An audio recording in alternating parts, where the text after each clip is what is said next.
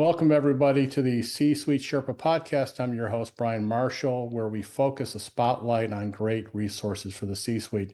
We've got a terrific resource here today, Matt Egol. Matt's with JourneySpark Consulting. So, Matt, thanks for being on the podcast. Tell us about your business. Thanks, Brian. I'm excited to be here. 2 years ago, I left PwC to launch JourneySpark Consulting. We help companies drive growth by focusing on their customer experience and culture together. Now, Brian, your culture either reinforces or inhibits your growth. Culture is about behavior and habits. It impacts how your employees show up with customers. We help clients prioritize a set of peak moments along their customer journey, then drive employee behaviors that reinforce an emotional connection with their customers. We help implement modern approaches to training and customer listening using AI.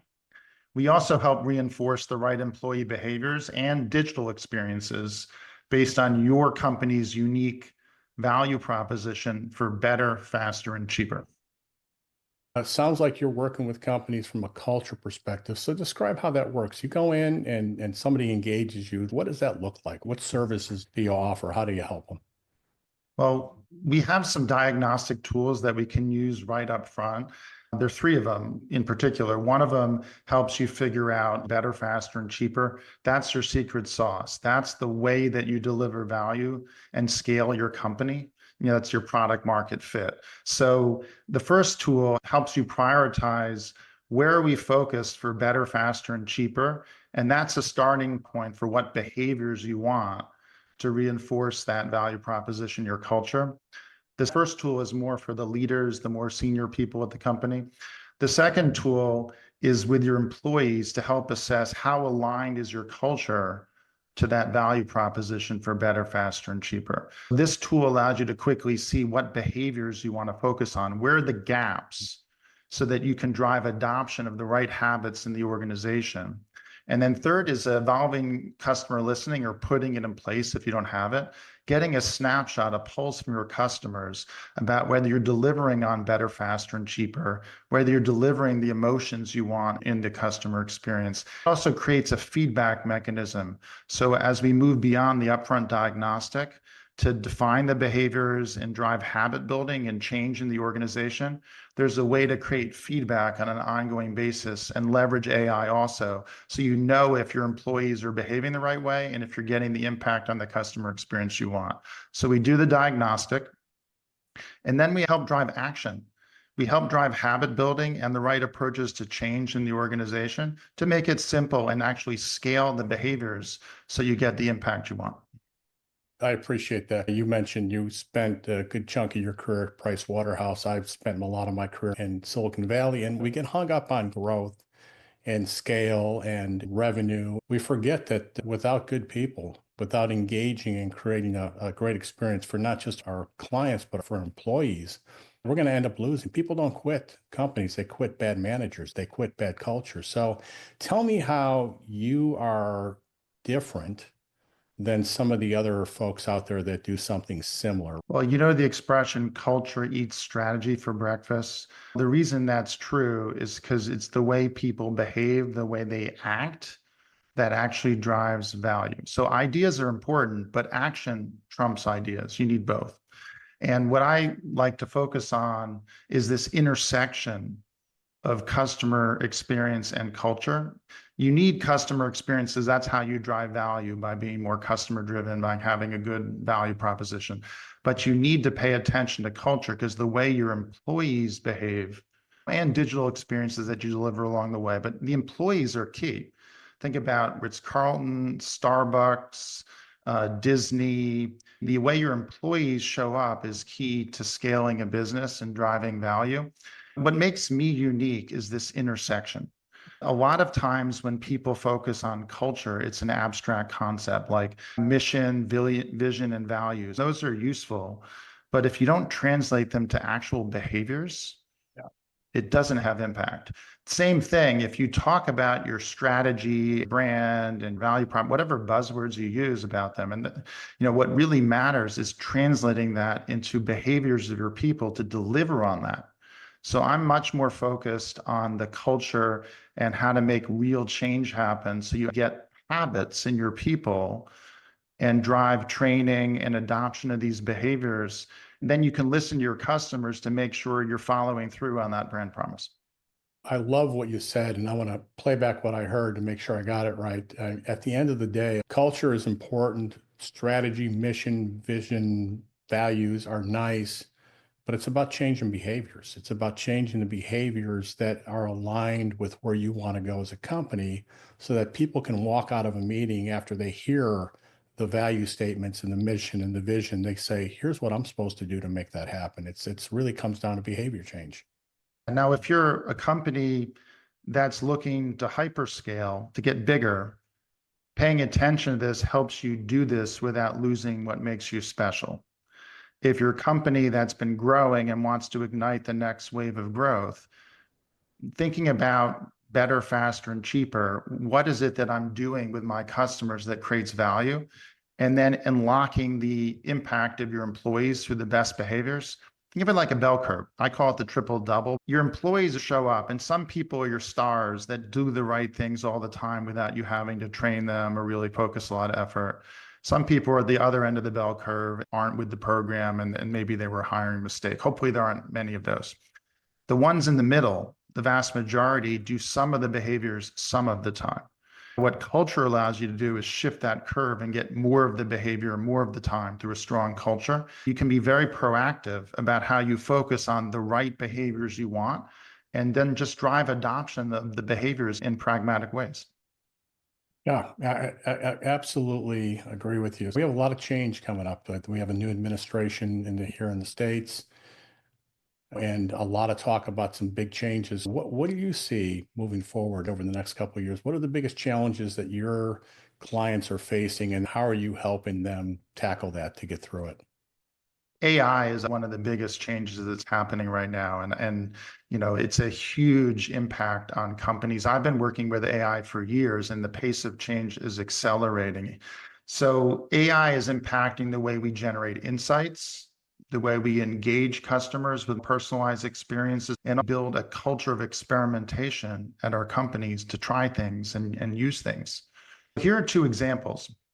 First, at JourneySpark, we're using AI to mine customer conversations. Think of your social media, your emails, even a Zoom meeting is now a conversation that's actually a source of mineable conversations.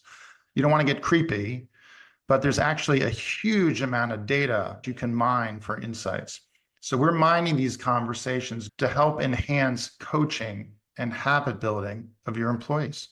If we understand the peak we want to deliver on the journey and the behaviors we want, we can actually mine the conversations as a source of insight. And then as we drive action, we can see whether we're following through and delivering that through our conversations with customers on an ongoing basis, get a continuous learning loop. That's one way to leverage AI for habit building and employee behavior. Second, we're also applying AI for marketing campaigns, product launches, e-commerce, and loyalty programs. And we're seeing a lift of like 2 to 3 times the ROI. So how do we generate this lift in the ROI? We're using the AI so that you can develop personas, who your ideal customers are. And then we map your existing customers to these personas using AI, mining conversations. Which customers fall into which persona? Then we use AI to generate content through the eyes of your personas.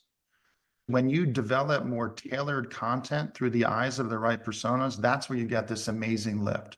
And you can do this with email, with advertising, with e-commerce. This is something we perfected with larger companies, and now we can do it with companies of all sizes. The AI is really changing the game. That's awesome. If you're listening to this and you're not taking advantage of AI tools in your business, you're missing huge opportunities. I was just playing around with a tool that allows you to create standard operating procedures based on what you do. It creates a procedure, and 10 minutes later, you've got an SOP, which used to take hours to develop. It's just one of 100 examples I can think of productivity tools. In the past, we used to talk about low or no code, like drag and drop. What you see is what you get. Well, now with AI, you're using prompts. But we're embedding this with those methods I just talked about, Brian, to make it easier for clients, that we can now deliver more value in far less time and far less money than we used to be able to with clients. So the prices that I work with clients are actually lower and much faster work. Plus, this has enabled me to work with much smaller companies cost effectively, where in the past you had to focus on the bigger companies who could afford the services. So let's switch gears here. I appreciate the insight in your business. We're going to give you the way that you can get in touch with Matt after the rest of this video. I'm sure there are plenty of people that want to reach out and talk to you, so hang tight for that. I want to do something a little bit fun. It's called the lightning round. I'm just going to throw some quick questions. You just give me whatever comes to mind, and they'll get progressively more challenging. So it'll be fun to hear what you have to say. So you ready? Let's do it. All right. Here's an easy one. Coffee or tea? Coffee. All right. Cats or dogs? Dogs. If you can only grab one item right before the zombie apocalypse, what would it be? My water bottle. Okay. Favorite quote or phrase that you think about often? Culture eats strategy for breakfast. Do you have a favorite movie? The Princess Bride. That's actually one of my favorites too. Favorite streaming series? Favorite streaming series would be The Ring of Power on Amazon. Okay, good. And how about a book that you'd recommend? Something either that you've just read or a book you've read that really had a big impression on you? I just read Customer-Centric by 𝗪𝗛𝗥𝗞, the head of strategy at Salesforce, and did a book review on it. It's great. Bucket list item that you've already accomplished? Just took my family to New Zealand for some action adventure. Good. How about one that you haven't accomplished? Something on your bucket list that you plan on doing? Love to go to Israel. Okay. And then lastly, biggest obstacle that you've ever had to overcome in your life and one big lesson that you learned from it? So twice in my career, I've had mentors that I worked with leave. For example, when I was just making partner in the media practice at 𝗪𝗥𝗞 Company, one of my mentors and the head of the practice left, Brian. I chose to stay rather than follow him. And I actually used that as like a pivot point to broaden from media to digital across industries. I grew from that experience and I worked with a broader network. It was a big decision whether to stay. And it was hard having the head of the practice leave because it impacted the practice. Later, a similar thing happened.